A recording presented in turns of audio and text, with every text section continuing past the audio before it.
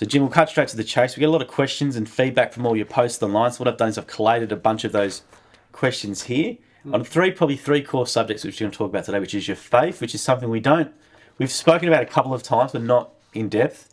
The other one is about retirement, because that seems to be very popular at the moment, and people like your attitude, but some people don't as well. Yeah.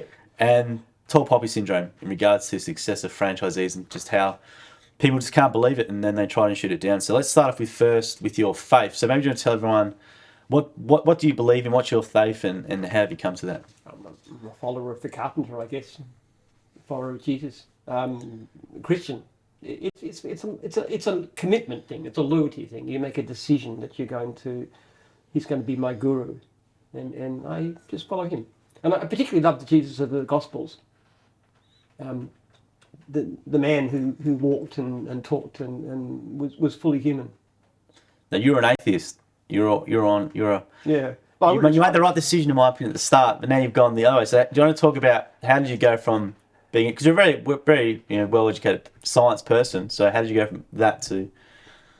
Well, of course, the idea that being well-educated means that you're not Christian is actually not necessarily true. People who are more educated and smarter actually are more likely to be Christian than those who aren't. This is what statistics show, so it doesn't prove anything. But I think I felt a certain interest, a certain emotional attraction to the idea of God, the idea of being a Christian. And I just happened to get to know some Christians at university. It was in when I was 28 years old, and I got to like them. And I went away on a retreat, and then I had this very strong sense that God spoke to me, and I changed. I just made that commitment, and I changed my life.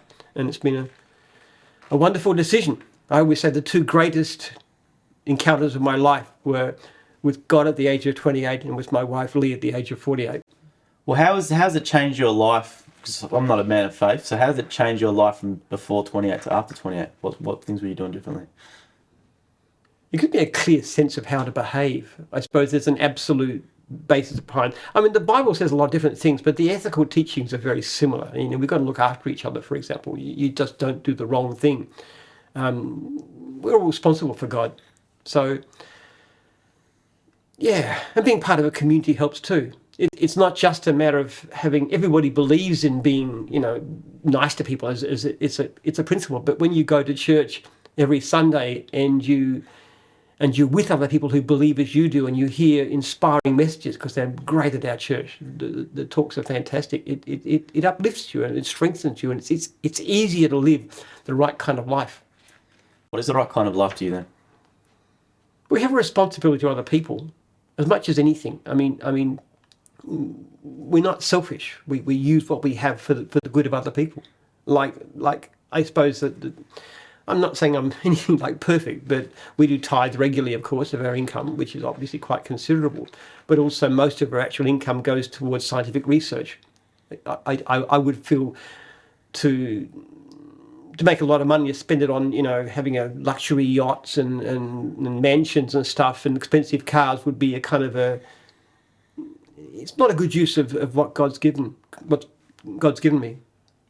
Let's talk about your research then, because I think this is important that people understand, because we get the comment all the time, Jim just gets all franchise fees and doesn't need any more money, all this sort of stuff. So maybe you want to tell people and educate them give them a background about you. I did a PhD, basically in history when I was like in my 20s, trying to understand the reason for the rise and fall of civilization. And I came to the conclusion that most of what happens in society that affects things like economic growth and a lot of aspects of mental health comes down to biology. And recently it's been clear that is an epigenetic thing. So the reason that one person is happy, productive, good family member, another person is failure in life, drug addict, whatever, it comes down to epigenetics. So what we're looking at in my research program, which I launched about 10 years ago on a small basis, we're now spending something like $2.5 million a year. We're looking at understanding the epigenetics of social behaviour, particularly using food restriction as a model. Yeah, biohistory is always where people can learn about it more. But this idea, you've been doing this since, was it when you were in university, wasn't it? Yeah. Yeah. Well, I started thinking about these things when I was 14. I wanted to understand the reason for the rise and fall of civilization. And then when I did my degrees, I came to what I believe is the right conclusion, but it also has a lot of implications. Like, for example, we believe that we can do really effective things to help people overcome problems like drug addiction and alcoholism and those kinds of areas, even obesity, by changing the physiology of the body, by going to these epigenetic pathways. So there's a fairly major project looking at all kinds of ways of doing it. It could be pheromones, it could be using RNA, it could be direct manipulation of the epigenome, like putting on methyl groups or taking them off, this kind of thing. It could be to do with repurposing existing drugs. There's all the different ways of doing it. We're trying multiple approaches to try and find what will work in this. And we'll be able to easily tell. So what will actually come out of it is a medical treatment initially. Do you want to talk about then, because obviously we're a big company, people expect us, we should just sponsor this place for 100 grand and this place for 200 grand. Do you want to talk about that philosophy, what you've got with? The person I most admire in the world is Bill Gates. Now, Bill Gates was a brilliant businessman, obviously, but what he did was when he built all these billions of dollars, he said, how can I use this money to help the most people? Things like vaccinations of children and clean energy and clean toilet systems and all kinds of things. He did some amazing, amazing stuff. It's probably saved millions of lives. Now, what he's done is he now devotes his full-time effort just to working out how he could spend his money most effectively. Now, I see exactly the same thing. There are only two ways to spend money for me. One is tithing, because that's a religious obligation, something God asks of us. And the other is looking at my research project, because I believe that is the one thing that will do most to help my fellow human beings. So I actually refuse everything else.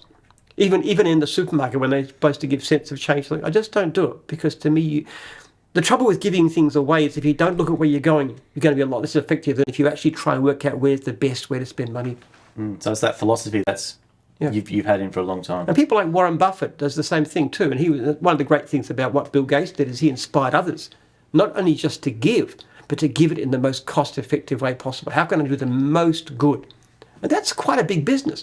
So all the brilliance of this guy building his great company is now built on saying, how can he spend the money most effectively? And that's what I would intend to do. I'm not Bill Gates. I'm not as great as him, of course. But I was going to say that, but if you do pull it off, maybe don't talk to people about, because obviously people are going, this is a pretty far-fetched sort of idea, but if you did pull it off, what would some of the actual real-life applications be? Well, like I said, drug addiction is probably the most obvious one. What we would do if we get this thing going is we would get people to be more long-term thinking. The problem with drug addicts and alcoholics and people who overeat and so forth is that they're very focused on the short term, the pleasures of doing it right now, not thinking of what they're going to feel like in a few days' time or a week's time or a month's time or whatever. So it's very short term. What this treatment would do is get people to think long term. And because this is something you do in your own life, from knowing you do discipline, like you'd make more people more disciplined, but your discipline is you don't miss anything regarding exercise and your weight and stuff. It's pretty remarkable. You're very consistent. Well, I struggle a little bit with my weight. I'm about 68 kilos now. I should be at 66. But I do run half hour a day and do lots of other exercise as well, and try and eat well. I do 16/8 fasting, which is very helpful. So yeah, I try and live these things. I also try and eat the right kinds of food. I love fruits. Vegetables is a bit more of a struggle. Yeah. I love chocolate too. So that's your one vice. It's not always. But the point of it is your research. If what you're trying to develop, the medicine or the technology would make someone that sort of way more. Would make it easier to do what I do. Yes. Yeah. Look, at 70 years old, I'm in remarkably good health. I feel full of beans. I'm energy. My mind is springing forth new ideas. Well, you know what I'm like, actually. I get talking, I overrun people. I'm just really happy, really effective, really energetic. I really honestly feel just as good as I did when I was 25. Not quite such a strong libido, though. That's the only major difference I noticed. But everything else, I feel super good. And I love other people to have this. It would be so great to be able to help people. It's other things too, like cold showers. I'm a very strong believer in cold showers. Spending time outside, physically exercising outside is really, really good. There's lots of things you can do. And also having strong, good social relationships. There's a lot of things we can do to be happy and healthy. Now, going back to your faith, with gyms itself, do you want to talk about how did your faith drive how you developed the franchise system, or was it completely independent? It's integral to the way we think about things. Look, the real, if you looked at the core text behind what gyms does, it's Jesus washing his disciples' feet.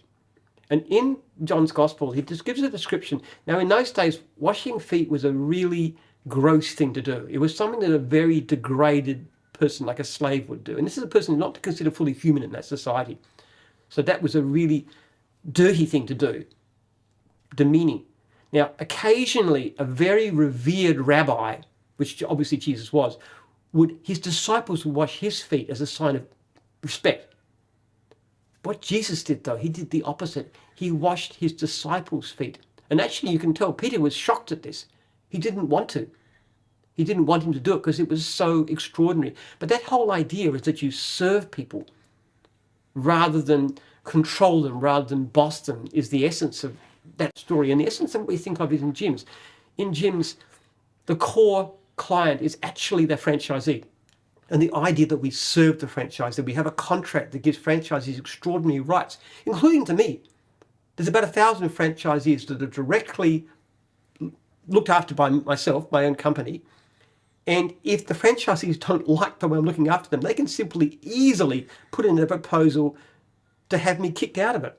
Now, in practice, what would happen is that I would sack the manager very quickly and get somebody better. But the point of it is, even for myself, I bound myself to look, I can't do certain things. People often ask me to do something. I say, I can't do that. My contracts won't allow me to do that. And then the whole notion, like every franchisee has my phone number and my email address, and they can contact me anytime, after hours, weekends, anytime. I'm always available. They'll often contact me because they can't get onto their franchisor. I don't mind. I'm happy to talk to them. That whole thing, my whole life is dedicated in a business sense to serving my franchisees. That's the core idea. And that's a very Christian notion because it helps the whole sense of hierarchy on its head. I'm not the boss. Franchisees sometimes call me the boss. I'm not your boss. You're my client. I provide a service for you. And if you don't like the service I offer, you can go off and go independent. We don't make it difficult in gyms. I was going to say, and as time goes on with your faith, have you found yourself reverting in those tough situations where there might be one decision pulling you this way, but your faith will pull you the other way in regards to the business, even if it's the detriment to it? Well, the really extraordinary thing is that whenever I make a decision based on faith against my own business interests, it always turns out to be a good business decision in the long term because everything's about reputation and when you're known for that. I mean, one of the things that people often ask, as you know, one of the most common questions I get asked is what's going to happen to gyms when you're gone? Because people know that I look after my franchisees. I'm fanatical about it. And if I wasn't around, what would happen? What I typically say is, well, look, I'm going to be around based on what Google says from another 20, 25 years, which is probably longer than most of you guys. So I wouldn't worry too much. And then there's a family trust set up and we wouldn't become... But the point of it is, people know I'm dedicated to their welfare and they know it from the way I've acted over the years. If you act in a short term for your own interests, yes, you'll get an advantage. Like, for example, if we had a franchisor, now franchisor businesses can be worth a lot of money, they can be worth millions. So we could have a situation where a franchisor has done the wrong thing and we have the opportunity, we could possibly terminate them and just walk away and take... We don't do that, we could never do that. But the point about that too, in the individual situation, it would be very beneficial for us to do it. But as soon as you do things like that, then you lose credibility and people don't value the business as long. They're not as committed to them because they know that they can be taken away. I was going to ask you as well, with people in training now, I've noticed a few people coming up to you and actually specifically saying, knowing you're a Christian, and because they would say, oh, you shouldn't make your brand, you shouldn't be saying your religion or whatever this way. But I think it's with your founder story, it's well known now that you're a Christian. How does that make you feel when you've got people coming up to you and sort of saying that that's helping them make a decision to come with gyms is because they knew that? Well, sometimes it could be a negative too. I mean, one thing I'm always aware of is that people of other faiths might look negatively. We have a number of Muslims at the last training too, which had problems with halal food. So I think we were very careful to try and give them what we should to be halal. I don't know. The lady I know I haven't often eat with as part of a group. She's a Hindu. I actually respect that. I probably find it's easier. I have more in common with somebody who's a believer in another faith, whether they're Jewish, Muslim, Hindu, or whatever, than I do with somebody who's an atheist. We do tend to think in similar ways. That's what I think I've noticed is that they know you're a man of faith, and that doesn't matter what denomination you are. It's sort of, I think that seems to be the way. I haven't had a bad reaction, and we understand each other. I mean, God is the same, however you envisage him, wherever your revelation comes from. And yeah. I mean, I probably shouldn't say this, but I honestly don't think God minds too much sometimes. I think he cares that we want to have a relationship with him. I think he cares that we act in a certain way, which is very comparable across all religions. I don't think people are going to be condemned for having the wrong theology in a certain sense. Well, do you think that Australia is becoming obviously more secular? Do you think it's a positive or a negative or a bit of both?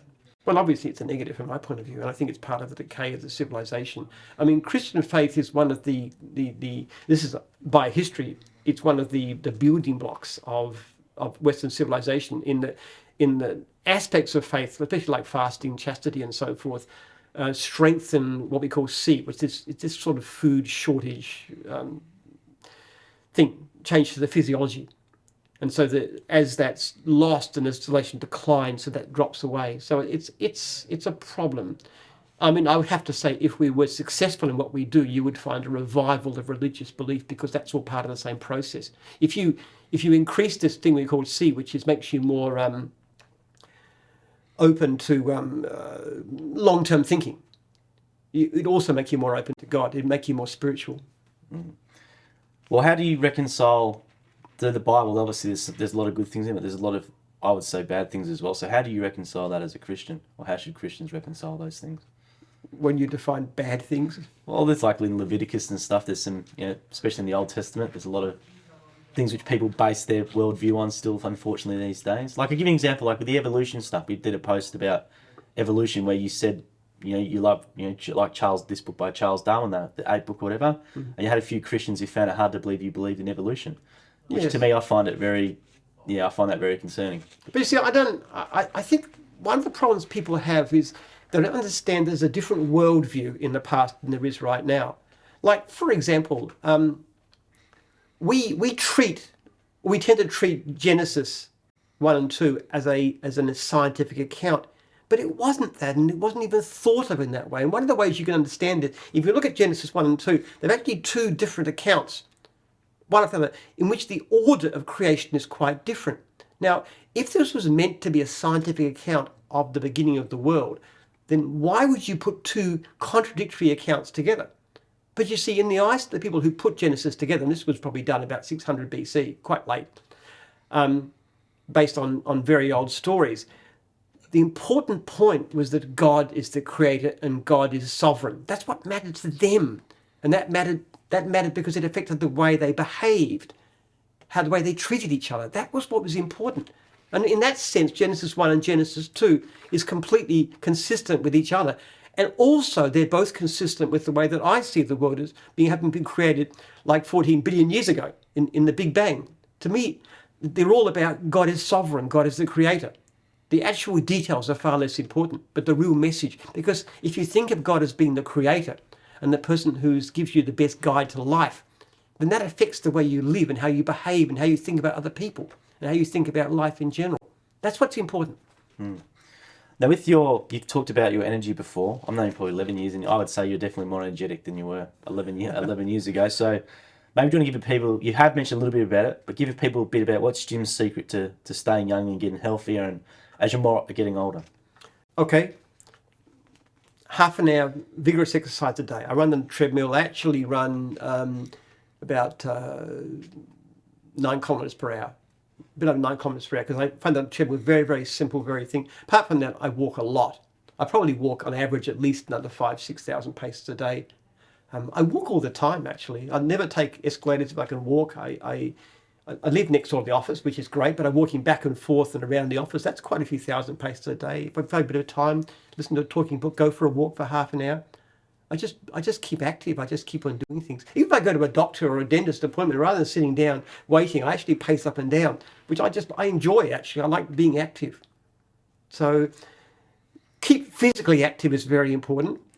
Obviously, control your weight. I find it's a bit of a struggle, but I find 16/8 fasting is very helpful. So I don't normally eat after about 8 o'clock at night and before 1 in the afternoon. Get used to it. You get a little bit hungry at times, but you're very accustomed to it. Spend as much time outside as possible. I think that's mental mood is very important. just have an optimistic attitude towards life. One of the things that as Christians we're constantly taught is to be thankful, to appreciate it. We thank God in all things. You thank God because people look at, they've got a whole thing going in their life and there's something bad and they'll look at that, oh, that's so bad, that's so bad. But as a Christian and as a Bible believing Christian, I say, well, yes, okay, that's a bit of a problem, but this is good and that's good and this is good and this is good and this is good and overall, cheapers, it's pretty good, and it puts things in perspective. I was going to say that influences your business definitely because you're very optimistic in regards to your business sense. Yeah. You don't tend to. I make a lot of very stupid decisions. I can be very rash. I jump into things that I don't understand well. I hope I'm a bit to learn. I tell you what, I'm 70 now, and if I look back at the things I did 5 years ago, I was this young, callow youth. I had no idea what I was doing. I've learned a lot. And in another 5 years' time, I'll look back on my 70-year-old self. That poor young guy doesn't know anything. Now, with retirement, we've all got a lot more older franchisees now, but it might be putting off a lot of people because of the pensions and stuff like that. So what should governments be doing to help older people stay in the workforce? Well, I think compulsory retirement's a shocking idea. I think some people are incapable of working at 35 and some people are incredibly productive at 95. It really depends on the individual. I know Warren Buffett, there's a wonderful book called Buffett's CEOs, which you can't even get online these days, but it was really great. It's talking about the private businesses that he bought, and he bought them with great managers. And the one most consistent thing about these businesses that he bought with these great managers is that virtually all of them were well past retirement age. One of his top managers, one of his private companies, was over 100, hugely productive. So I think the very idea that you turn 65 and you turn from being an active, vigorous person into this decrepit wreck is just not correct. And I really do think that I am at least as effective now as I ever have been in the past. Probably more so because I learn more. I mean, did a lot of posts with your retirement stuff, and most people were pretty favourable. Some people were saying, well, I couldn't, I'm 65, I'm retired, I go boating and fishing and with my grandkids and I love it. I don't know how you can keep working. So what would you say to those people who sort of see it that way? I think it's always important to spend time with your grandchildren. And I love spending time with my grandchildren and boating and fishing, but being in the countryside, yeah, have time for that, but do something useful too. Look, again, it comes back to the Bible, the parable of the talents. It's one of my other great influences. God gives us abilities. It gives us something to contribute to the world. Now, it doesn't matter whether you're working in a job or whether you're working in a charity or you're just doing community work. I mean, it doesn't matter what you're doing. The point of it is, I believe that as long as we've got strength and, mind, we should be out there doing something useful with it. It might mean looking after your grandchildren, giving a young mother, your daughter or your daughter-in-law, a bit of a break. So you spend time. That's a useful way to spend your life. Or looking after aged parents who can't do it. A lot of women do that too. I just think people should be active. The point of it is too, I think it's morally correct. I think people who've got this, and great, spend your biting and your hoking, but do something useful as well. But the other thing too, it's good for you. The natural fact, it's a well-known fact that people who retire, their risk of death rises dramatically. Now, they may think they're going to have fun, but in fact, we're not built for that. Now, you look at the Garden of Eden. I don't believe in the literal Garden of Eden, but if you look at the story about the Garden of Eden, people think about that Adam and Eve were just loafing, but they weren't actually. They were gardening, if you look at the description. And that's God's idea for us, is we are built to work. We are happiest, we are most productive when we work, when we do something worthwhile with our lives. And I think the great thing about getting to retirement age is that you don't necessarily have to be making a whole lot of money to, buy a house and educate your kids and all the rest of it. You can actually do things more for the sake of doing something worthwhile, which might mean buying a Jim's Mowing franchise, or it might be working for non-profits, or it might be doing anything, or being a teacher, or being a tutor, or there's many useful things. The point of it, in the past, people when they were 65, they were old, because most jobs were really, really physical. Now, if I had to go out and build fences at my age, I might struggle a bit. I'd probably be okay mowing contractor. But when it comes to the mind, that doesn't deteriorate in old age unless you make it happen. Is it encouraging for you to see, we do have obviously 100 people that come through training all the time, the age of some of the people are skewing a bit more older now, yeah. Which is like Jeff was 79, he came in, there's 70-year-old franchisees, and you do speak to them, so they are out there. And if you think about it, mowing is also a fairly physical job. It's one of the very few extremely physical jobs. It's quite striking that we tend to have more mowing franchises in their 70s than every other division put together. So why the job that's most demanding physically? Now, some of them don't work full time. Some of them might only work 20 hours a week. The great thing about it is they can still make themselves a couple of $1,000s a week, and they can have a good living without spending so much time on it as they want to, and which is great. I mean, not everybody buys a franchise to become rich. It's probably more common they buy it because they want a certain level of income, but they won't have time for the things that matter, which could be their children or their grandkids or their hiking or their boating or whatever they want to do. It's all great. We've been seeing a few posts online with franchisees are posting pictures of themselves taking their kids to kindergarten, and they're saying that thanks to gyms, I now can do this when I couldn't before. Yeah. How does that make you feel? Because I know that's very important to you. Yeah.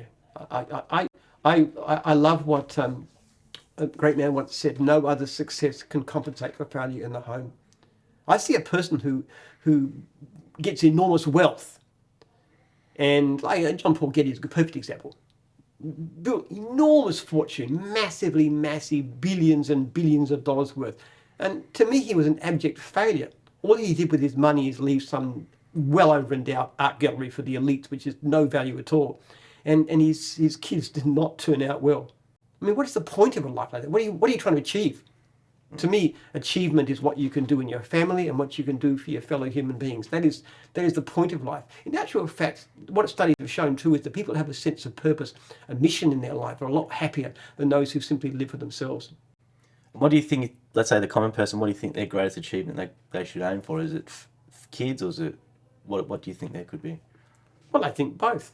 I think your family is got to be there. If you're not a good parent, not a good father or mother, no matter what else you achieve, that's not a great thing in life. But it doesn't stop you doing other great things too.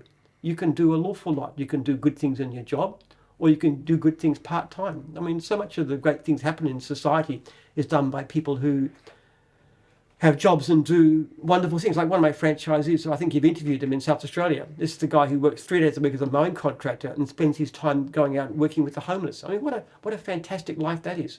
Looks after his family, yes, financially, and himself, but at the same time he helps other people who are sorely in need. And he says that it's just great. They just want somebody to listen to them and understand, and then work out what he can do to help them. To me, I think we emphasize too much the people who are famous, successful, rich. I think some of the greatest people are those who live very, very ordinary lives, but do so much for other people. And there's so many of them. I want to talk about tall poppy syndrome real quickly. So we've got a franchisee called Dan Kay who's very successful, and we do a lot of videos with Dan, and it's very polarizing online. Some people are great and they say, "Oh, well done for this man for having a crack," and then other ones were like, "That is, BS, and you can't do that. Stop lying, blah blah blah blah blah." So I'm going to talk about. There's a really simple way to find this out. You ring 131-546. You say, "I'm interested in a mine franchise." You go and talk to the franchisor, and then he will arrange, or she will arrange, for you to go out on the road with one of these guys, and you just count what they're making during the day. So you can sit there for years saying it's impossible, or you can go out and you can show what they actually make. And it's really quite staggering how much money they make. I mean, I used to make pretty good money mowing lawns. I used to mow typically about 12 jobs a day. Not very big, but I would make what's now the equivalent of something like $4,000 a week. Okay, but I'm not one of the top earners. There are people who make far more money than I do. In fact, I never made anything like the money that Dan Carl makes. I was not nearly as successful, nor was my service as good as his either. So it's possible. But one of the great things about our system is that you can actually learn from the best people. You can actually go out with them and learn in the field, and they'll teach you everything. And you go along and you become meetings, and you'll meet these people, and they'll talk about what they're making, and you'll say, "Well, how do you do that? And how long does it take you to do this job? And what sort of equipment are you using? And what's your system of bookkeeping?" And they'll tell you everything about how to make this money. And one of the interesting things about Dan is that he's also now a franchisor. And by the way, when he moved from being a franchisee to franchisor, I don't know if he told you, he took a wage cut, quite a major one.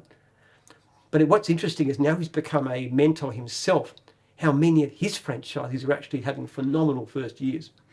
Well, why do you think people criticize it so much? Is it because it's a reflection on them that they're not doing as well as him, or they just want to tear people down? Or why do you think that's the case? We do these videos with franchisees who do say how much they earn, and it's very similar comments from people trying to shoot it down all the time. Why do you think that is, or just lack of self-belief in themselves to do the same thing?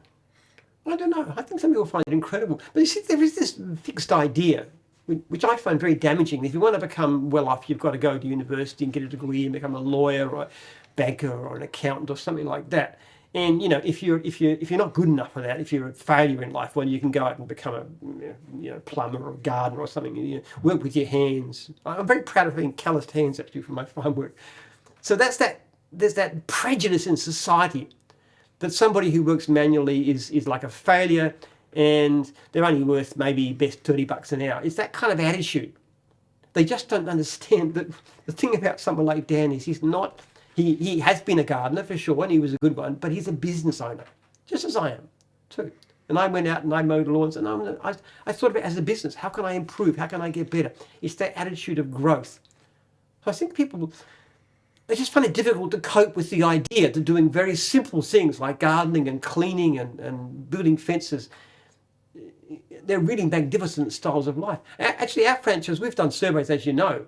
The average franchisee in mowing turns over just under $3,000 a week, about $2,900 per week, which if you allow for expenses means that they're making, on average, something over $100,000 a year. Now, the average Australian income is around about 75 grand a year.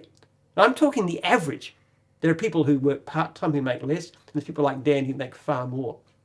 So it's just, people sometimes need to open their eyes to the possibility. But I always say to somebody who says it's impossible, I said, go out and work with somebody. You can't fake these things. Here's a guy actually going out, servicing clients. He'll tell you how much he's making, and you add it up and come to the end of the day, okay, you made this much. Wow, now I begin to understand. Absolutely. Now, for young people, it's obviously very hard now. It's obviously with the house prices and stuff going up and stuff. So, and they're obviously sold one narrative. And we've done a few videos with this, which people are seeing. But young people, what would your advice be to them as an option to maybe if they want to go, I want to make a lot of money or I want to have a business, what's a good advice for them? I think the service industry is a great way to go. Now, if you are a doctor or something like that, for example, you've got a great degree, which is a passport to wealth, all right? Or if you're an experienced lawyer and you like that, because a lot of them don't, then that's fine. But a service business is got many advantages. One of the major reasons being that it doesn't take much to get started. See, I hear a lot of stories, people who they spend $500,000 to buy like a fast food franchise, something like that, like a Gloria Jean's coffee shop, tend to work incredibly long hours for very limited money, and you put $500,000 in. Well, you buy a mowing business for $25,000, $30,000, including equipment. It's not that big a dive, and you'll probably do fairly well. Now, I guess the other point of it is, should you go independent or should you buy a franchise is a major question. And look, I have to say, it's not all one way. It depends on the kind of person that you are. If you're the kind of person that really has to do things your own way, a franchise is not good because there'll be certain restrictions. You'll need to do certain, dress in a certain way, look after clients in a certain way. That's just fixed in it. I'd have to be honest, I would never make a good franchisee because I'm too independent minded. I couldn't be. So if you're that kind of person, you have to do it by yourself. I'd say for most people, there's a very simple statistic. If you go into a cleaning or a gardening business, and you can look this up online, there's lots of this information around, your chance of still being in business after the first year is between 5 and 10%. So between 90 and 95% will fail in their first year. They don't know what to do. They can't get work. That's what happens. With us, first year, 12%. So 88% are still in business. So because we have training, because we have support, and I think most of all because we give you people a lot of leads, we do tend to have much higher success. So I would say, not for everybody, but for a lot of people, if you really want to become wealthy, service franchise is a pretty good way to go. Doesn't mean to say gyms, it could be something else. I think we're the best, but make a decision. One thing I would say too is if you're going to buy any kind of franchise, for heaven's sake, do your homework. And that applies to gyms or anything else. Ring as many franchises as you possibly can and talk to them and get their honest feedback. People would make a lot less mistakes if they did that kind of thing. I just want a couple of questions before we end today. So with 2023, obviously gyms is on the system, we're at 5,000 franchisees, but with Bill, we're well, we don't count suspended ones. We're actually at 4,800 and something last time I looked. What's the plans for 2023? Let me tell people. Well, we'll probably hit 5,000 sometime early in the year, but that's not the biggest thing. The biggest thing, there's certain statistics that mean a great deal. One of them is attrition rate. So, for example, how many people we're losing. Obviously, we do everything we can to try and reduce that all the time. The better, we're looking at different ways to look after people. We're looking at bonuses. We're looking at ways of recognizing those who get 5-star surveys. We're looking at food vouchers. We're looking at all kinds of different ideas to try and work out ways to make the system more attractive and better so that people want to stay with us. Another one is the proportion reporting income. Now, in our survey, which we do once a year, we ask, one of the questions we ask mostly about support, and people ring you and so forth, but we also ask, would you describe your income as good, satisfactory, or poor? Now, I don't mind good, satisfactory, but I do not like poor. Traditionally speaking, we run about 10% poor. The last survey we did last year was 8% poor. Now, I'd like to see that 0. I'd love to see everybody is saying good, but that's probably unrealistic. But if nobody was to say report poor income, that would be the kind of goal. Now, we'll never get there, but if we can get it down to 5% poor, I'd be very happy about that. And the other metric we use is we look at the levels of customer service. And that has been steadily rising with time. The complaint levels are going down and down. We've got some software coming out later this year which should even drop them even further down. So it makes it easier to look after clients better and overcome some of the issues. And once we do that, we know that's going to have two effects. First of all, it's going to increase the flow of leads coming into the system, so that means it's easier for every franchisee to keep busy.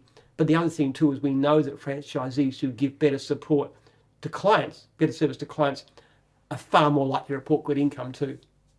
So there's my goals. There's not much numerical. It's not to make a certain amount of money, not to reach a certain number of franchisees. And we'd like to hit 5,000. That'd be fun.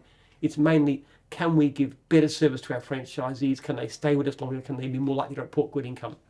Now, the media's a lot of talk about a recession coming up, and I've seen a few comments, people, people, the first thing that they shut off is they're getting their lawn mowed or their house cleaned or their antenna done. So maybe you want to talk about, if a recession does come, how does it affect Jim's Group? We have several 100,000 unserviced leads per year because we can't find enough franchisees to fill them. We're doing everything we can to try and get more franchisees on board.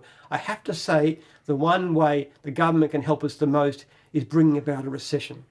If I actually voted for the sake of my company, I would vote Greens every time. Bring them on! And let's have a really bad recession and put the economy into a state. No, I don't vote Greens because I care about the well-being of my fellow Australians. But in effect, what's remarkable about the last year is that we've had the tightest labour market on record and we still grew 7%. I think if we get a recession, we could grow 25%, 30%. Because what's going to happen is that we're going to have jobs. We're going to have work. We're going to have income. So people lose their jobs and they're going to look around and say, well, there was one year back in the early 90s when we grew from $1,000 to $1,400, 1,400 franchisees in a single year. It's the fastest growth ever had. Why? Because we're in a recession. So if people are worried about that sort of thing, now's a great time to start and maybe look into a Jim's franchise if that's what they're worried about, because there is work. Yes. Well, actually, one of the things you can do too, if you talk to your franchisor, ask for a list of unserviced jobs in your region, and they can show you exactly what leads were not taken, how many there were, what suburbs they were in, the whole thing. I do this all the time. I send these reports out to people interested in the franchise. This is what's around. Wow. We've given back well over $1 million in the last couple of years to franchisees because we can't spend that advertising money because there's so much work. If we needed more work, we could spend more. Now, before we end today, what's your favourite part of the Bible? Is there a specific quote, or is there some section? What's your favourite? Look, there are three passages that mean the most to me. All about Jesus. One of them is the parable of the talents, which is that God gives us abilities, and we need to, even if they're very limited. I'm not as great as smart as somebody like Bill Gates or one of those guys, but with what God's given me, maybe I'm a 1 talent or a 2 talent guy, but He expects me to use that, not to compare myself, to say, well, how can I use what I've got to help other people? The other is Jesus washing His disciples' feet, which is the model for the Jim's franchise system. We serve franchisees. I'm not your boss. I'm your servant. I look after you. I'm trying to make you successful. Even when I tick you off for not giving great customer service, I want you to give great customer service because I know you'll be better off. Your income will be better. Your business will continue. And the third one, Jesus made a comment. He said, it's harder for a rich man to enter the kingdom of heaven than a camel to go through the eye of a needle. Wealth is very corrupting. And I'm a rich man by any reasonable standards. So I'm always aware of that with the way we spend money, whether you use it. I go through the house turning off lights and things. I hate waste. I believe that the money that we have, what God's given me, which is a great deal, should be used in a proper way and not just used for selfish indulgence, because wealth is corrupting. And one of the things you often notice is that the children of wealthy men become very decayed, corrupted. If you look at the worst Roman emperors, they're the ones that were actually grew up when their father was the emperor. People like Emperor Commodus, for example, or Caligula, who was not his father wasn't, but they grew up in wealth and they were corrupted. And that happens with wealthy households a lot. If you have a family where people grow up in luxury and not demanded too much, they tend to have very, very bad temperament. I've always wanted to protect my kids to that. So both from a personal point of view, I don't think wealthy makes you happy, it's been like that, but also because it's not good for your family and your kids, and it's not right morally that we use our wealth that way. There we go. So thank you for your time, Jim, today. If you are interested in franchise, jims.net, 131546. And if you are a Christian or person of faith, please have a chat to Jim at training. We do see that quite often now, so please come up to him and introduce yourself. And I'd love to talk to you about that. Absolutely.